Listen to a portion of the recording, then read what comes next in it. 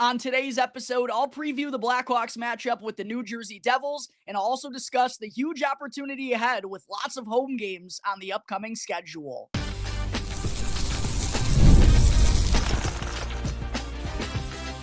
You're Locked On Blackhawks, your daily podcast on the Chicago Blackhawks, part of the Locked On Podcast Network, your team every day. What's going on, everybody? Welcome back to another episode of Locked On Blackhawks, part of the Locked On Podcast Network, now your number one sports podcasting network where we bring you your team every day. I'm your host, Jack Bushman. Quick reminder to please go and follow Locked On Blackhawks on Instagram if you haven't done so already. And have to let you all know as well that today's episode is sponsored by FanDuel. Go and download the FanDuel app now, or you can simply check out FanDuel.com to get $300 worth of bonus bets when your first $5 bet wins.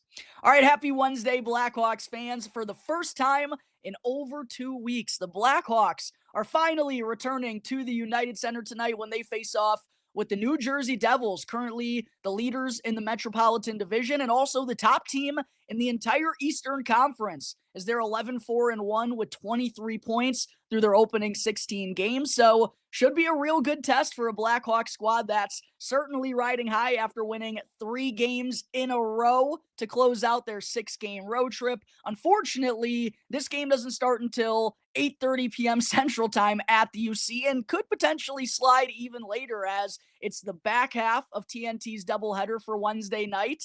I'm not going to get out of the United Center until like 1:30 p.m. Central Time. I hate that the NHL and TNT does this. Makes no sense to have a central time zone market, having a game in the middle of the week starting at 8:30 p.m. CT when people have work and school the next day. I don't understand it whatsoever, and I'm very interested to see. I'm guessing it's not going to be the deepest attendance at the United Center tonight, which has kind of been the case through the Blackhawks' opening stretch of home games this year. Despite the team getting off to a really good start, there is a little bit of an attendance problem seemingly developing, and I'm guessing it's not going to be aided by this 8:30 p.m. CT puck drop here this evening, but we'll see what winds up transpiring in terms of the home attendance. I guess it could be worse, though, Blackhawks fans, because we could be on the Devil side of things where this game doesn't start until 9:30 p.m. out on the East Coast.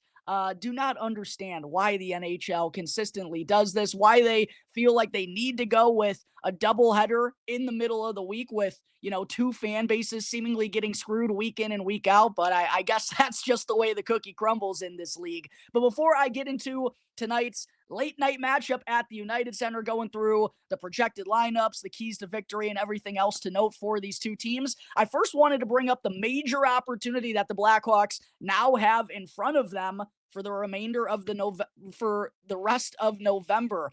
As the 6-game road trip, I think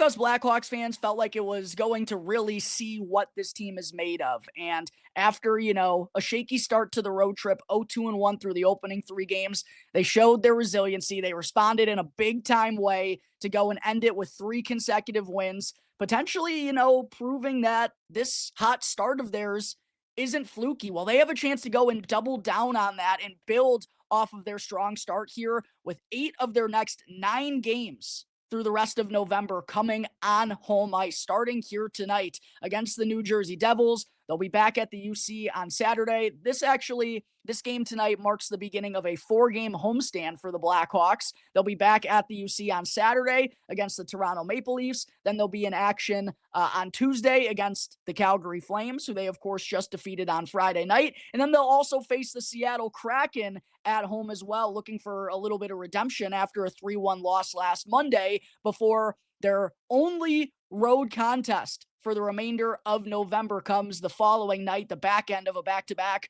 against the Buffalo Sabres squad that's certainly not off to the hottest of starts themselves. Then the Hawks will return home on November 23rd for a divisional matchup against the Colorado Avalanche. That'll be a big Tilly in the Central Division.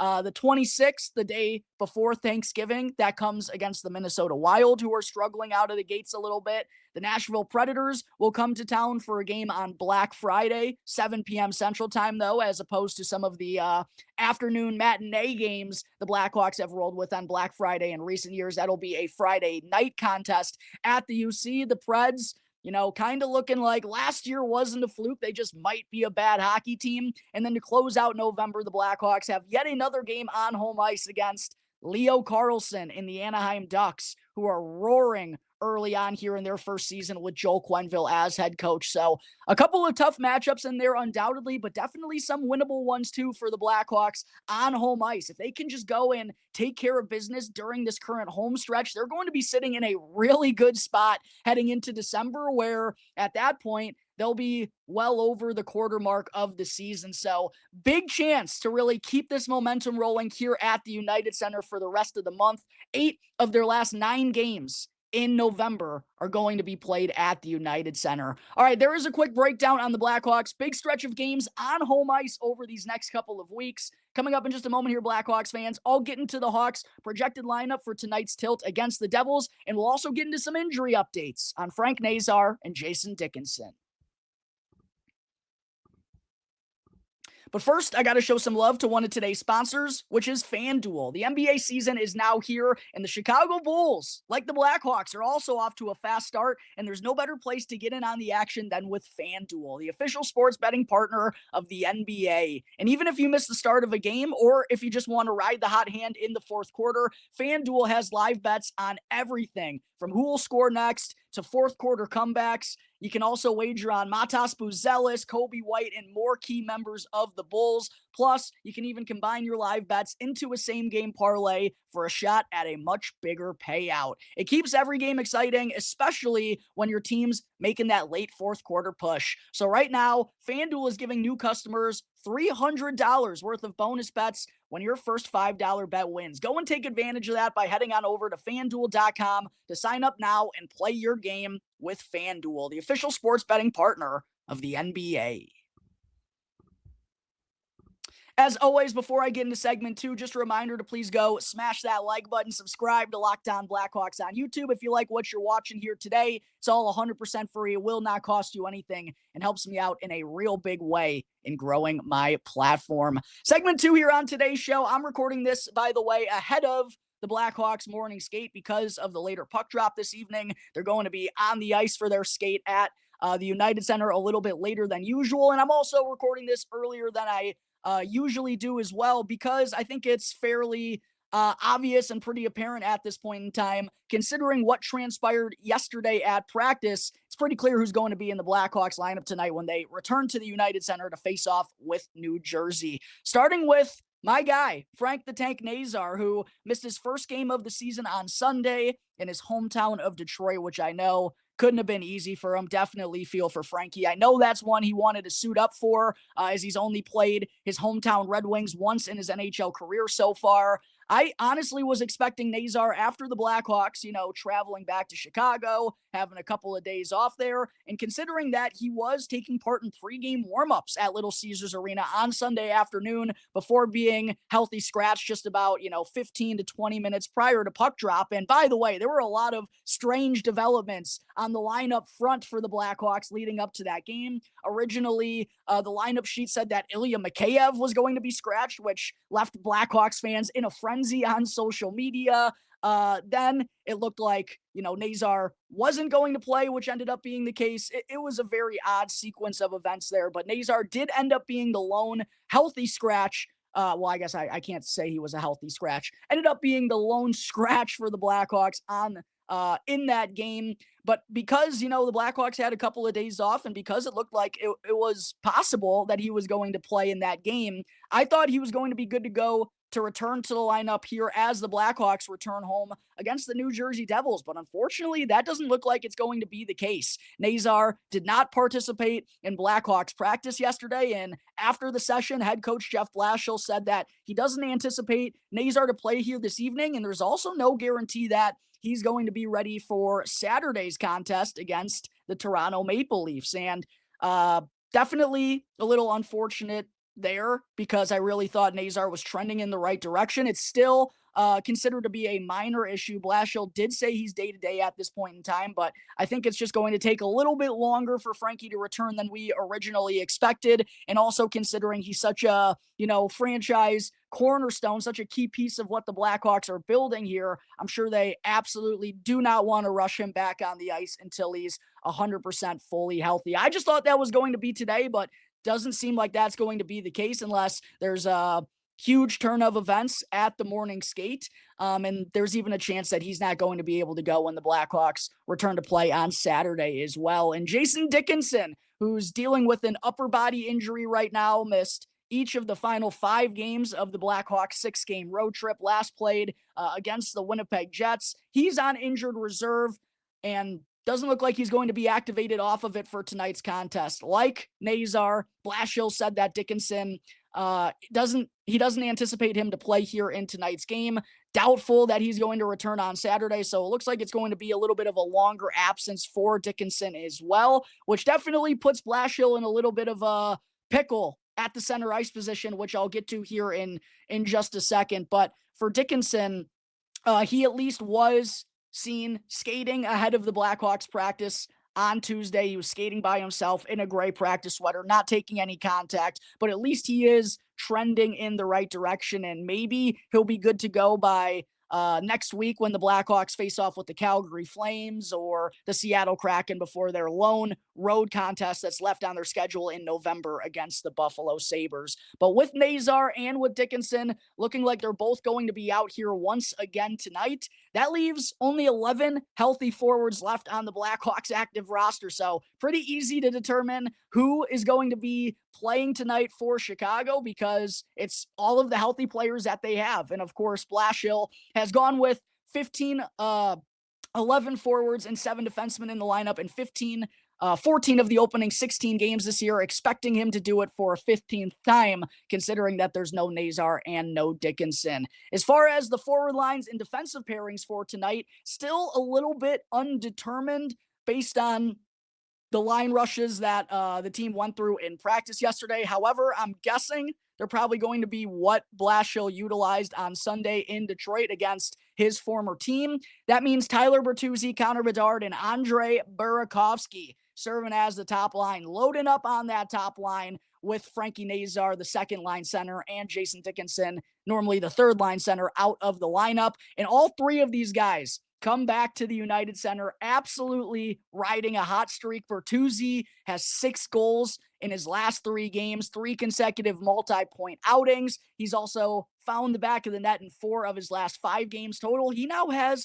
14 points through his opening 15 games this year. And his 9 goals are tied with Connor Bedard for the team lead in that category. And then for Mr. Connor Bedard, oh my goodness, has it been unbelievable watching him play throughout these last couple of weeks in the midst of an 8-game point streak with 18 points during that stretch, 7 goals and 11 assists. By the way, all 11 of those helpers have been primary assists. Also has 10 points over his last 4 games, 3 goals and 7 assists during that stretch, which helped him be named the NHL's second star of the week on Monday. Congratulations to Connor, right up there with the NHL's leading scorers, has been jumped by Nathan MacKinnon, Macklin Celebrini, and Leo Carlsson. Macklin had 2 points last night. Leo Carlsson had a goal, and then Nathan MacKinnon, an unbelievable run that he's been on. Another 3 points last night to help the Colorado Avalanche pick up a victory. So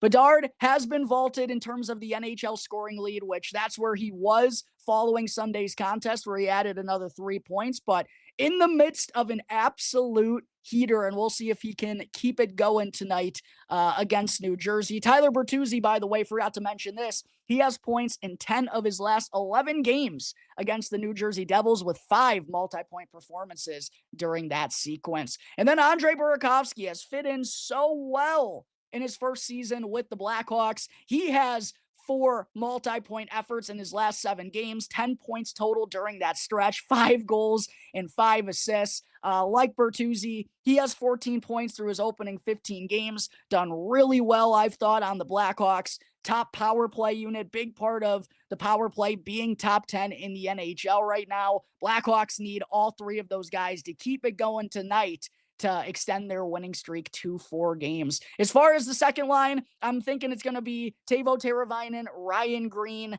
and Ilya Mikheyev. And with the Blackhawks being down a couple of forwards in Nazar and Dickinson, I really do think at this point, Blashill is just trying to find a solid trio to roll with in his next 3 lines behind the top one. And Teravainen and Mikheyev obviously play a responsible 2-way game, as Ryan Green does as well. Teuvo and definitely Ilya Mikheyev provide some good wheels on that sequence. And hopefully Teuvo can kind of pick up where he left off in Detroit on Sunday, as he had a goal and an assist in that one, both on the man advantage, after having no points in 7 of his last 8 games. So hopefully Teuvo can kind of start to pick it up here, as he was on a really nice run for the Blackhawks in the early going. The third line, I think it's going to be Colton Dach, Nick Foligno, and Sam Lafferty, which served as kind of the third line, even though Blashill mixed up the trios a decent amount in that game. That was the third line, at least early on, against the Red Wings. I think he's just trying to put together a solid checking line there. Personally, I would probably rather go with Sam Lafferty, Ryan Donato, and Oliver Moore. I just think, with the speed that Oliver Moore provides, Sam Lafferty also has some good wheels as well. Both of them play a responsible defensive style of play. I understand, going with some size there and physicality and Foligno and Dach. I think I just personally would rather leave those two as the fourth liners that maybe get some extra shifts with Connor Bedard at times. But I also do understand, Oliver Moore and Ryan Donato have moved the puck pretty well together since Moore's been up in the NHL. And with Connor Bedard taking double shifts with that trio, I think it does provide some more danger offensively than going with Colton Dach, Nick Foligno, and Connor Bedard at times. So even though I think going with Dach, Foligno, and Lafferty isn't necessarily the most effective checking line that Blashill could put together, it does still make sense, and also then allows Connor Bedard to take some extra shifts with Ryan Donato and Oliver Moore, who have worked pretty well as a duo thus far, with, of course, Donato setting up Oliver Moore for his first NHL goal in the final seconds of Sunday's win in Detroit. So I'm guessing that's going to be, the 11 forwards in the lineup for the Blackhawks, since that's all they have healthy right now, with Nazar and Dickinson not anticipated to play.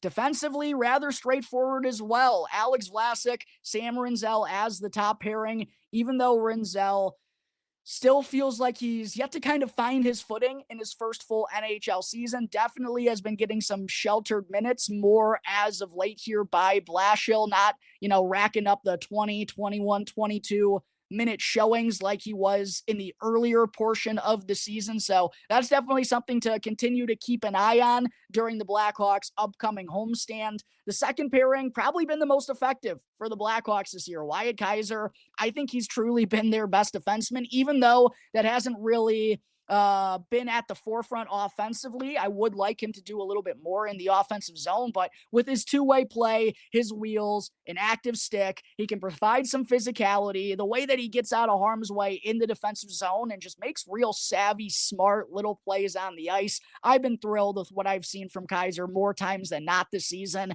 And then Artie Levshinov continues to look like he's making strides with each passing game. He's currently riding a 3-game point streak coming into this one and leads all Blackhawks defensemen in points with 9 assists on the year. That's also good for 7th in rookie scoring. And while a majority of those assists haven't been too impactful on the goals that wound up getting scored, most of them have been secondary assists. I do still altogether like the way that Levshinov is playing confidently and moving the puck in the offensive zone and not making mistakes on the top power play unit, which is kind of what plagued Sam Rinzel there before he got demoted off of that top unit. I've been impressed with Artie Levshinov, even though he's getting sheltered minutes, not being, leaned on a ton defensively. That's the benefit of having 7 defensemen in the lineup, is they have different guys that they can lean on in those situations, like Alex Vlasic, like Connor Murphy, like Louis Crevier. All 3 of those guys get a lot of defensive zone starts, which leaves Artem Levshinov to do a lot of the heavy lifting in offensive situations for the Blackhawks, and that's worked out nicely for everyone so far this year. And then on the third pairing, Matt Grzelcyk and Connor Murphy, the 2 grizzled vets back there, continue to just go about their business nicely. Grzelcyk had an assist in Sunday's game, the secondary apple on Oliver Moore's opening goal. continues to just be an absolute monster in the plus minus department. I don't know how you cannot be happy with how Matt Grzelcyk has played. It's been a very pleasant surprise in his time with the Blackhawks thus far. That leaves Louis Crevier as the 7th defenseman. And then in goal for the Blackhawks, with Arvid Soderblom getting the start on Sunday, that sets up Spencer Knight to be back in between the pipes here as the Hawks return to the UC. What a year it has been for Spencer Knight so far. He's now 6-3-2 with a 2.33 goals against average, .926 save percentage, and 1 shutout through 11 starts. That shutout came in his most recent outing on Friday night against the Calgary Flames. His first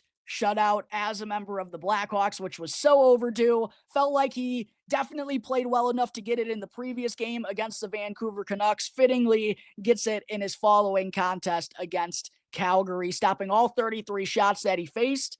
Leads the NHL in goals saved above expected this year. Just keeps on playing at a Vezina caliber level, which has been so huge to the Blackhawks getting off to this 8-5-3 start to the season, which I believe currently has them in the 3rd place spot in the Central Division standings. Gotta love that from the Blackhawks here early on. Gotta love what Spencer Knight has been doing, and credit to Arvid Soderblom as well. Even though he's only played 5 times, he and Knight currently have the highest team save percentage among any NHL goaltending duo. It's been unbelievable. The consistent high-level net minding that the Blackhawks have gotten so far this year. Expect Spencer Knight to be back in between the pipes here this evening. In his career against New Jersey, he's got a 3-3-0 record with a 2.82 goals against average and .901 save percentage. There is everything I have from the Blackhawks side of things. We'll see if they can keep their heater going and pick up a 4th win in a row tonight when they're finally back at the UC to take on the Devils. Coming up in just a moment, Hawks fans, make sure to stick with me for segment 3 as I'll get into the keys to victory and everything to note about New Jersey. But real quick, I got to talk to you all about a new sponsor here on the show, which is Drip Drop. When I'm hydrated, everything just works better. My focus, energy, mood, and even my skin. That's why I've been using Drip Drop. It's doctor-developed hydration that keeps me running at full power no matter what my day looks like. It delivers 3 times the electrolytes and half the sugar of leading brands using a science-backed formula trusted by medical professionals, firefighters, and over 90% of top college and pro teams. And hydration has just become non-negotiable for me. And Drip Drop helps me feel sharper, calmer, and honestly, just better overall. So right now, Drip Drop is offering podcast listeners 20% off on your first order. All you got to do is go to dripdrop.com and then use the promo code LOCKDOWNNHL in all caps. Again, that's dripdrop.com with the promo code LOCKDOWNNHL in all caps to get 20% off on your first purchase. Go and stock up now before the heat hits hard and keep your body and mind performing at their best with Drip Drop. Segment 3, as I mentioned off the top, the Devils are currently first in the Metropolitan Division and also first in the entire Eastern Conference with 11 wins through their opening 16 games and only 4 regulation losses up to this point. However, they have been reeling a little bit here recently, at least compared to how well they started the season, as they won 8 of their opening 9 games. However, since then, they have a 3-1 record in their last 7, heading into the United Center here tonight, and are coming off of a 3-2 overtime loss to the New York Islanders in their last time out on Monday. And a huge reason, I think, why the Devils have kind of been a little sloppy here as of late is because they are so banged up in the early going. Tonight, they're expected to be without key defenseman Brett Pesce, normally a top 4 defenseman in their lineup. Also expected to be without Jonathan Kovacevic. Evgeny Dadonov is still out with a hand injury. And then Connor Brown and Dougie Hamilton both did not travel with the team to Chicago. So while the Devils have still found ways to win, despite all of their injuries in the early going, it's an opportunity for the Blackhawks, who I talked about, have some momentum on their side, have to be coming back to Chicago with some huge, confidence and belief that, hey, we understand what we can accomplish now. Even though 16 games isn't the biggest sample size, I think it's enough to kind of go and prove that, hey, we have a capable team out here. We know what we're building inside of this locker room, and the proof's been in the pudding. in the record through these opening 16 games. So a big chance for the Hawks to go and beat the top team in the Eastern Conference tonight as they're down a couple of key players. As far as New Jersey's projected lineup, they did not have a practice yesterday in Chicago. They actually canceled it, and their morning skate isn't going to be happening. It's actually going to be an afternoon skate, as I believe it's coming at 12 p.m. Central Time. So the lineup I'm going through right now was their lineup in their last time out against the New York Islanders. As the top line, Stefan Nason, Jack Hughes, and Jesper Bratt. Jack Hughes has been the leader offensively, unsurprisingly, for New Jersey so far this year, as he's got the team lead in goals with 10 and also the team lead in points with 18. Jesper Bratt is right behind him, second on the team with 16 points. And then on the second line, Timo Meier, Nico Hischier, and Dawson Mercer. He's actually third on the team in points with 15 so far this year. And going back to, gosh, what draft was that? I should have pulled this up before the episode. Was Mercer part of the 2022 draft, I want to say? Man, tough to remember, but he was someone I really loved going into his draft year and plays a great two-way game and is obviously chipped in nicely on the offensive side of things so far for New Jersey. That Timo Meier, Nico Hischier, Dawson Mercer line definitely one the Blackhawks have to have circled. Obviously, Jack Hughes and Jesper Bratt, what they can provide offensively, you got to be wary every time they're on the ice. But Meier, Hischier, and Mercer, with their two-way play, have the ability to absolutely go and wreak havoc out there as well. The third line for New Jersey, Andre Palat, Cody Glass, and Arseny Gritziuk, who's off to a phenomenal start to his rookie season. If you don't know, get accustomed, Blackhawks fans. He's a really good one out in New Jersey. And then down on the fourth line, Paul Cotter, Luke Clendenning, and Zach McEwen expected to round things out. Defensively for New Jersey, Jonas Siegenthaler and Simone Nemec as the top pairing. I mentioned Brett Pesce not going to play tonight due to a hand injury. That leaves Brendan Dillon and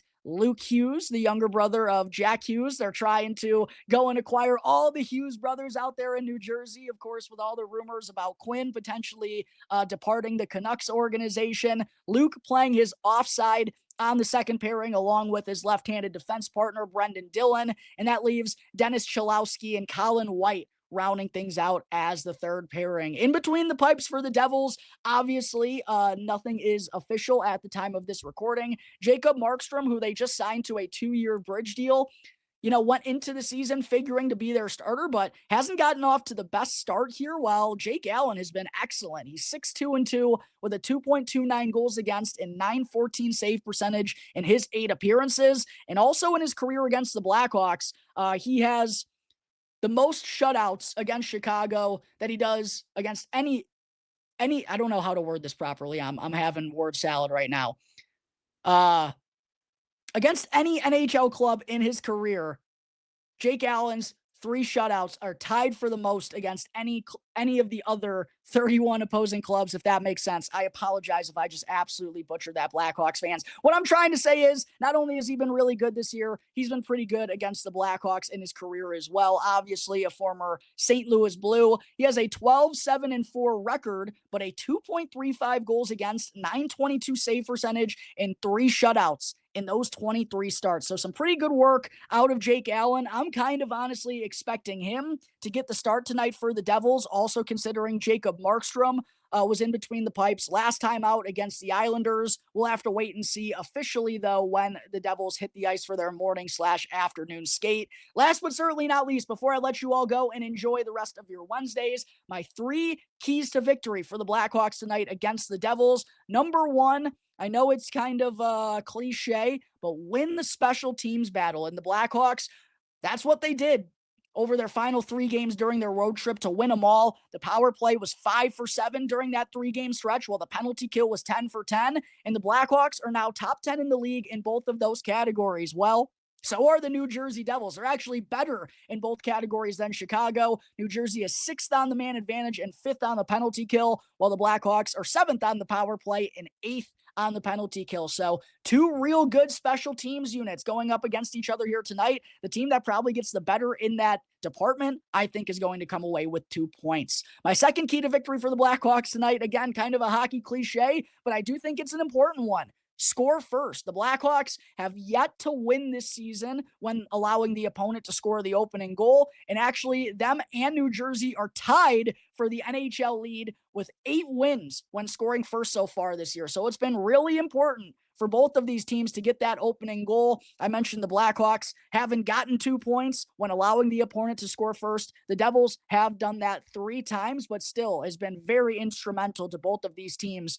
being really good in the early going. And then third key to victory, last but certainly not least, it's to tighten up through transition and in the defensive zone. The Blackhawks have been a little sloppy defensively during this 3-game winning streak. They've just been the benefactor of some outstanding goaltending, right? I believe they've stopped 121 of their last 124 shots faced. You obviously want that elite level goaltending to continue as long as possible, but probably going to come down to earth sometime. So the Blackhawks can help themselves out, I think, by tightening up, playing some better structured defensive hockey, and not giving up 46 shots on goal like they did in Detroit, not giving up 45 shots on goal or whatever it was like they did against the Vancouver Canucks. Even against the Calgary Flames, the worst team in the NHL, they allowed them to get 33 shots off on net. So got to tighten up a little bit better defensively, as the Blackhawks have allowed the 5th most shots on goal total this year, which I think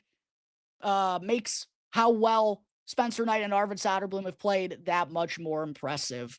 But that's going to take care of today's episode of Locked On Blackhawks, everyone. As always, thank you all again for joining me on the show. Make sure to subscribe to Locked On Blackhawks on YouTube. Follow Locked On Blackhawks for free wherever you may be listening to your podcast as well. That way you don't miss out on the latest episode as soon as it becomes available. I'm your host, Jack Bushman. I'm on Twitter at JackBushman2. My Strictly Blackhawks account is at Talkin' Hockey. Go and check it out so you don't miss any of the latest Blackhawks news and updates.